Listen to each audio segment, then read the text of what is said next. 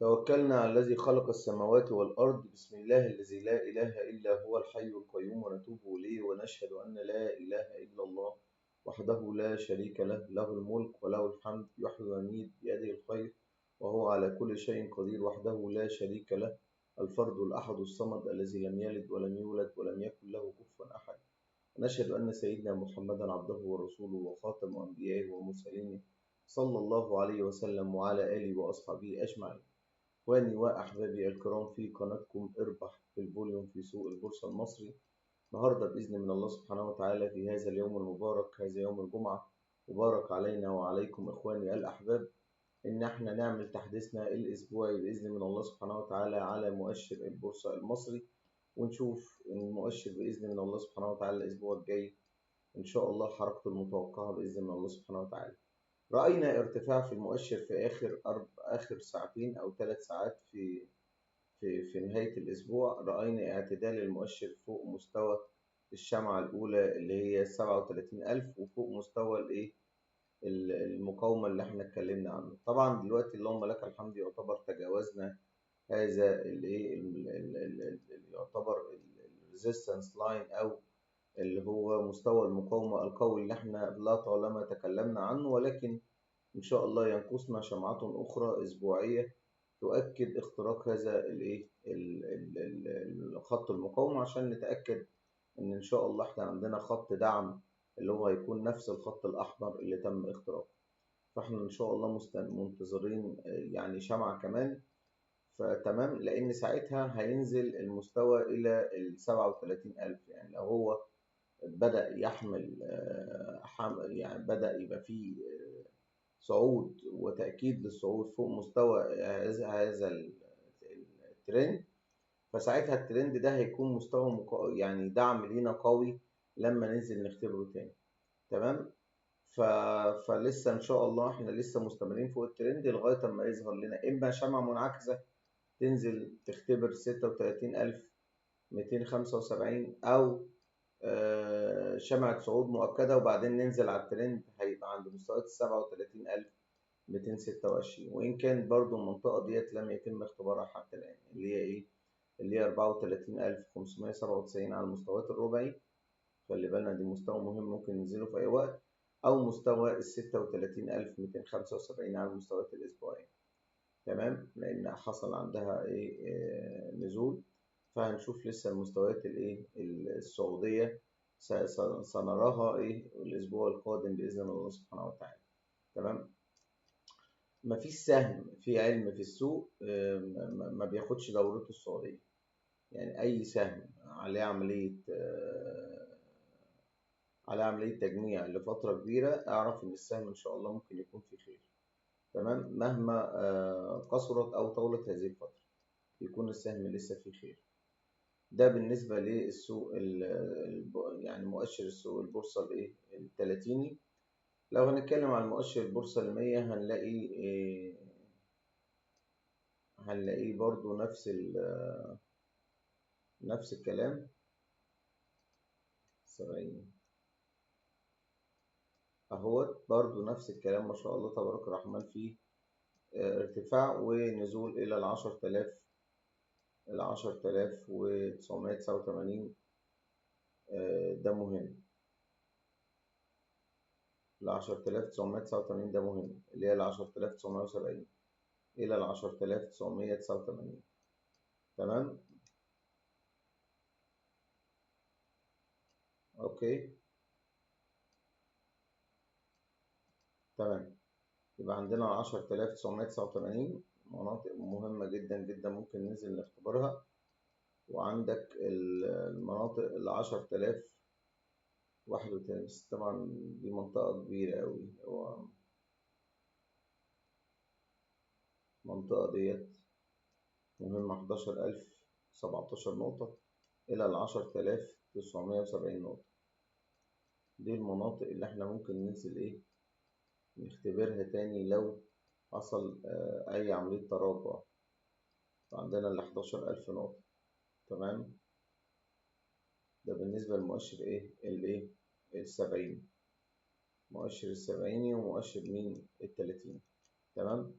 طيب طبعا شكر خاص لكل الناس الجميلة المحترمة اللي ربنا ما يحرمني منكم ولا يحرمني من وسام الشرف اللي بتضعوه بكلماتكم الجميلة على صدري. ده شرف منكم ليا، وكل التقدير والاحترام لكل الناس المحترمة، وأستاذ محمد السداوي، دكتور سنايبر، الناس الجميلة جدا، إيماناوس، جزاك الله كل خير حبايبي الكرام. نعتبر حللنا كل الأسهم بلا استثناء في الناس اللي طلبت الأسهم بتاعتها في الفترة اللي احنا الأسبوع يوم الاثنين بإذن الله سبحانه وتعالى. أستاذ أحمد متشكرين يا راجل طيب، أكثر الناس اللي عندها أمانة في الشغل وإنطاء علم حقيقي، مع إني اتشرفت بالعمل في فترة، لكن مفيش حد محلل ممكن يشتغل زيه في السوق. جزاك الله كل خير يا حبيبنا، فوق راسي وشرف ليا يا أستاذ أحمد. الفكرة إن أنا لما باجي أشتغل مع ناس جميلة وخلوقة ومحترمة وعايزة تشتغل، مشكلتي معاهم إنهم يعني في بعض الناس كامل الاحترام إليهم طبعا يكون عندهم خبرة ولو بسيطة في علم التحليل الفني، فخبرته البسيطة دي طبعا مع التواضع الكريم لمقامهم الغالي بتزعل مثلا يعني أنا مش هعرف أنا أشتغل مع واحد عنده خبرة، بس بالنسبة لخبرته البسيطة دي هو شايف نفسها إنها خبرة كبيرة جدا في الشغل، فهو ينظر إليها بعكس منظوري أنا ليه.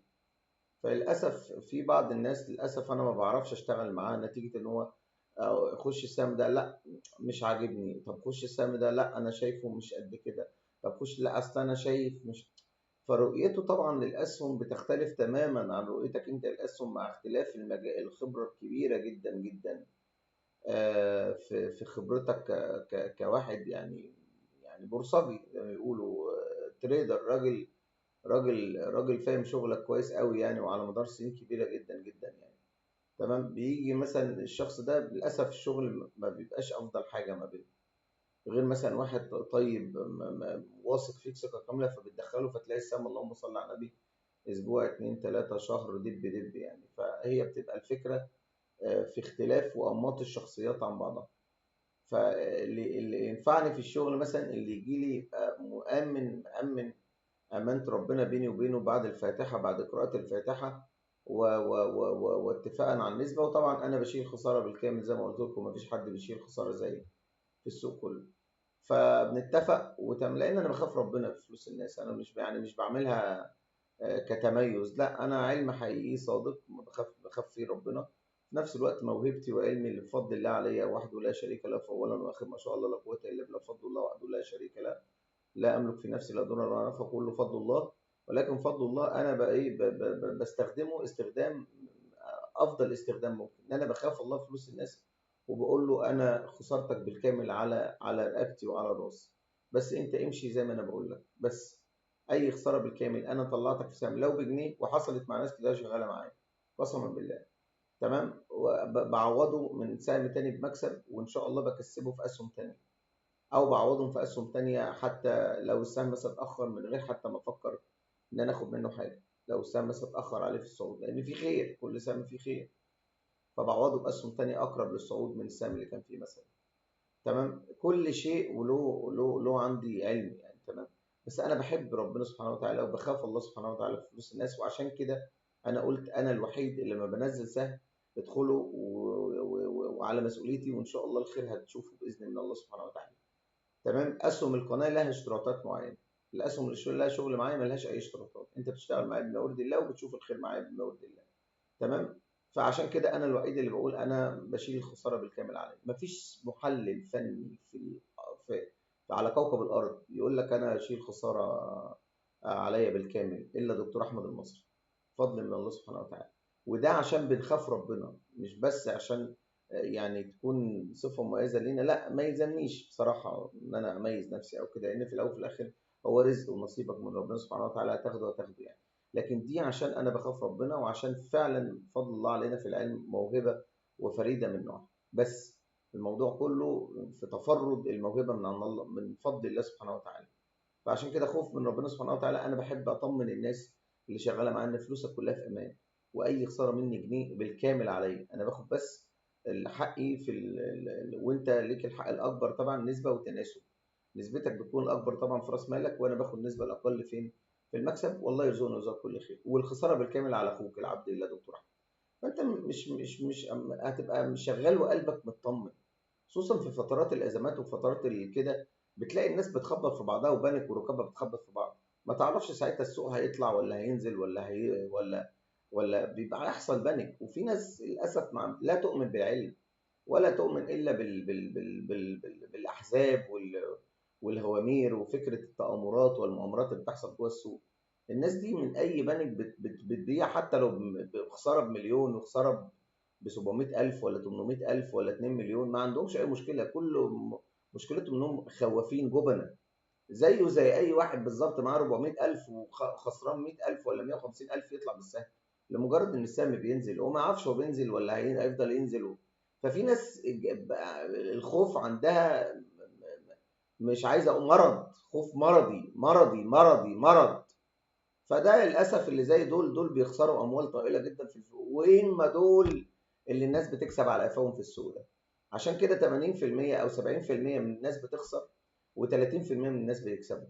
ال 30% قسمهم 20% منهم هوامير اللي هم ماسكين السوق كله اصلا، و10% الناس اللي هم زي مثلا وعلى شاكلتي، والناس اللي بتشتغل معاهم والناس اللي بتتبعهم، هم دول اللي بيكسبوا جوه السوق، اللي عندهم علم حقيقي وفاهمين علم الهوامير كويس قوي.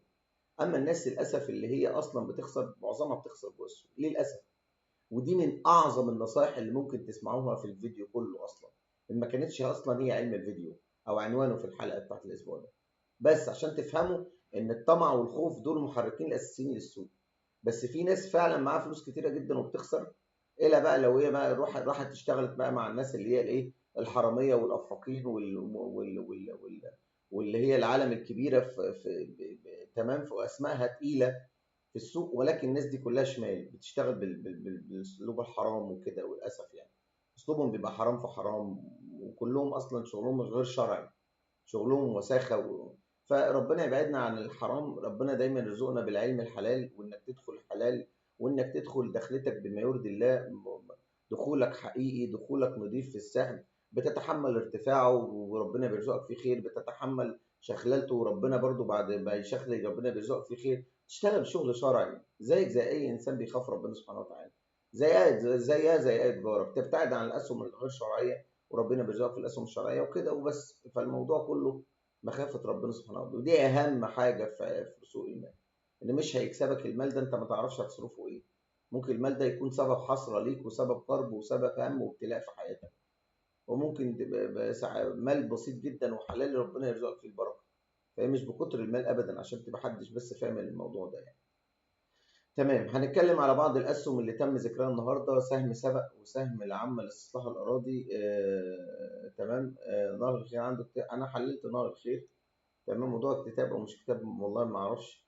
هنتكلم على كل الأسهم اللي الناس طلبتها. يعني يعتبر اتكلمنا على كل الناس اللي طلبت مننا أسهم.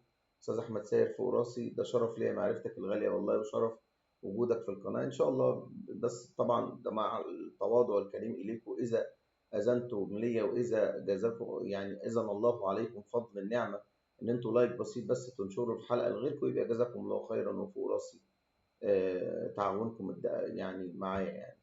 تمام. خلي العيلة بتاعتنا تكبر، وخلي الناس تعرف إن القناة فعلا فيها علم حقيقي متفرد منه، مش هتلاقوه في أي قناة تانية بفضل من الله سبحانه وتعالى.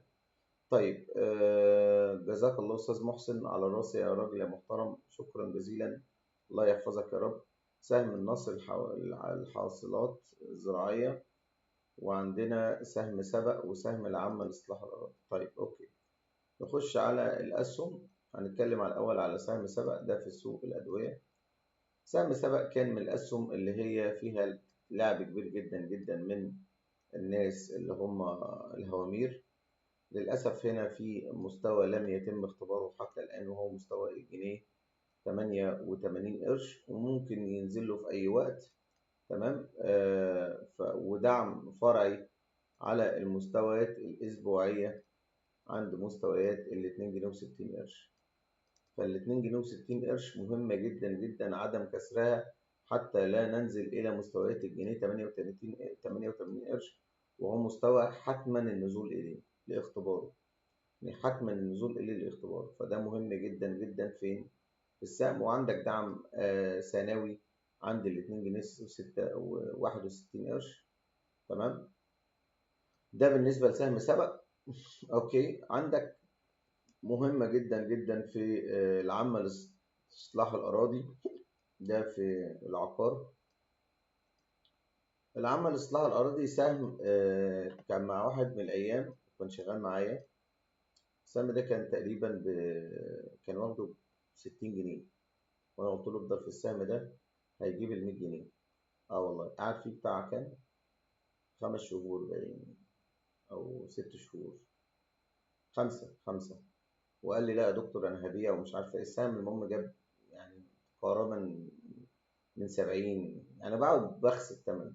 أنا قلت له هيوصل ل100، يعني أنا قلت له إن شاء الله هجيب لك تتبيلة، ولا أعلم أنه سيصل إلى ال 277 جنيه. متهيألي الراجل ده لو كان معاه فلوسه كان تقريبا 250 ألف جنيه باين.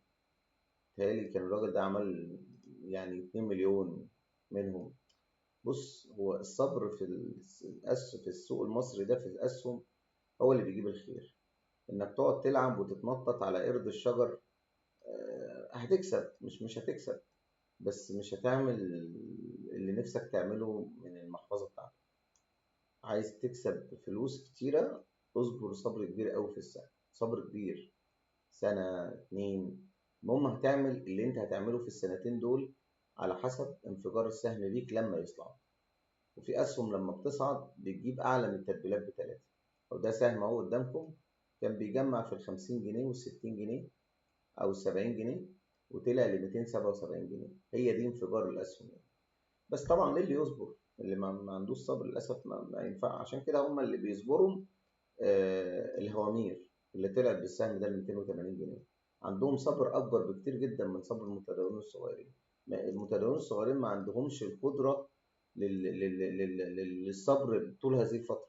ما يتخنق يقول لك لا ده أنا فلوسي مقفولة، ده أنا فلوسي محبوسة. هو مش فاهم حاجة، هو مش فاهم حاجة، غلبان. لكن عشان هو ليه غلبان؟ عشان الصعود ده كله هو ما خدوش. هو الصعود ده كله عشان كده غلبان. اللي خد الصعود ده كله اللي قاعدين جوه السهم، اللي كانوا بيجمعوا من 50 ل 60 عشان يروحوا بيعوا ب 200 270 و280. ده لو افترضنا ان دي القمه الوحيده اللي هو جابها، يعني ما عدهاش مثلا، ممكن يعديها يعني. انا مش قصدي كده ان يعني تبقى دعايه للسهم، لا، انا ممكن ما يعدهاش، تبقى هي القمه التصريفيه اللي جابها في حياته، عشان ما حدش يخش في الفضاء الخارجي ويقول لي ده الدكتور احمد قال لك اعديها والهبل ده. لا، انا بكلمك عامه يعني، في العموم يعني. تخيل، فده العطاء اللي بياخده الهوامير. اما انت بتاخد ايه بقى؟ غلبان غلبان. مهما قعدت هتاخد ايه؟ 5 جنيه، 6 جنيه، 10 جنيه. ما ده الفرق بين المتداول الصغير والمستثمر. المستثمر، ويا ريت مستثمر مثلا 5 سنين ولا هو سنتين بس او سنه ونص، هتلاقي الدب. يعني هو عملها بايه؟ تعال نشوف كده فتره التجميع هنا بقى. يعني مثلا انت دخلت هنا مثلا 25، او يا عم لا دخلت هنا 24، جاب هنا كام؟ الصعود هنا كام؟ 25. يعني سنه، ما كملش السنه حتى الصعود ده. المهم يعني فربك يرزقنا الخير. السهم طبعا عنده دعم فرعي عند ال 153 او ال 152. وطبعا عندك نزول الى مستويات يعني تقريبا كده، مستويات 96، مستويات متدنية جدا للأسف يعني. فنخلي بالنا من السهم ده برضو عشان لو نزل مش هتبقى نزلته حلوة. لكن طالما هو محافظ على ال 154 تمام، كسر ال 152 يبقى هينزل على طول لل 93. الفرق عظيم جدا بين منطقة التجميع ومنطقة الاختراق، فرق كبير، يبقى فرق كبير. تمام. النص النص الحاصلات الزراعية.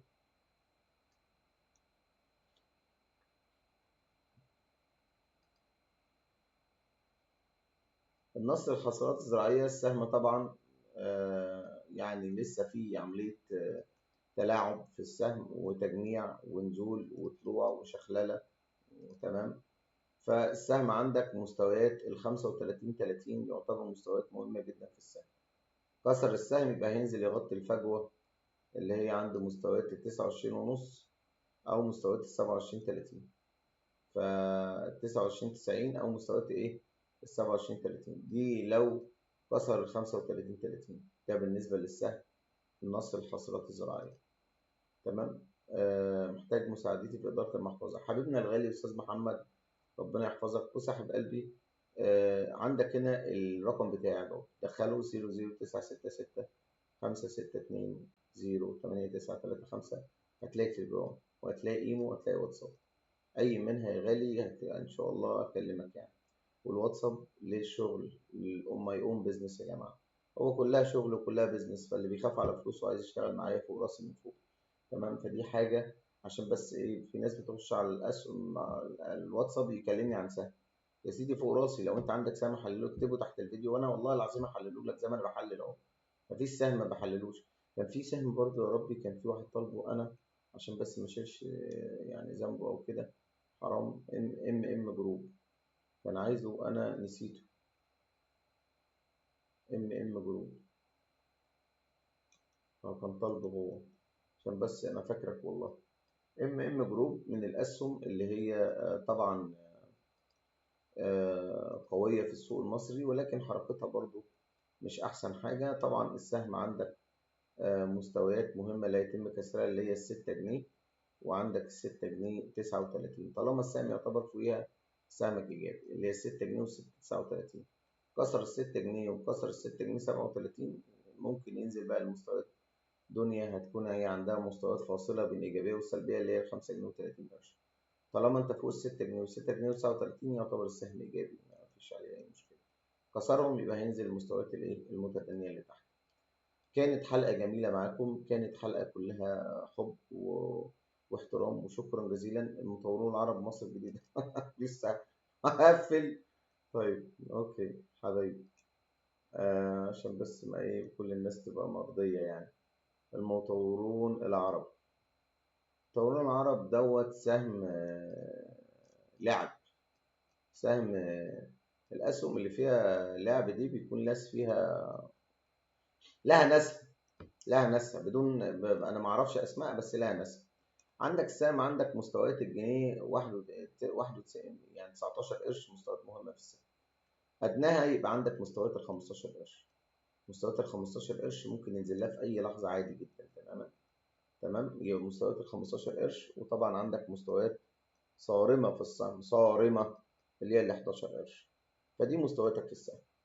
يعني دي مستويات طالما فوق 19 قرش يعتبر السهم الى حد ما تمام. كسرها يبقى هو طبعا بيلعب في منطقه ال 15 قرش وال 11 قرش. وطبعا شايفين الايه التقاطع السلبي بتاع مين؟ بتاع الشهري. فبرضه ايه يعني، خد بالك من الاسهم الرديئه دي، لان الاسهم الرديئه دي بيكون لها ناس معينه فطاحل تشتغل فيها شغل غير شرعي. تمام. فلم نفسك. تمام. طبعا السهم اللي عمل تقسيم راس مال، تمام، عنده منطقة ال2 جنيه و60 قرش، منطقة فاصلة ما بين الإيجابية والسلبية. وعندك مستويات ال2 جنيه و90 قرش، برضه مستويات مهمة جدا جدا. وعندك مستويات ال2 جنيه 49 قرش، منطقة مهمة جدا جدا جدا. تمام. فهو يعني يا دكتور أحمد، هو عمل تخفيض رأس مال، لكن لسه برضه عنده مستويات دائمة للهبوط. 2 جنيه 19، 2 جنيه 91 قرش، وعندك مستويات ال2 جنيه و50 قرش، وعندك ال2 جنيه 49 قرش. فممكن ينزل لها في أي لحظة برضو بالنسبة لمصر الجديدة، رغم إن يعني بيقولوا يمتلك كم جبل من الفلوس السهم ده، لكن للأسف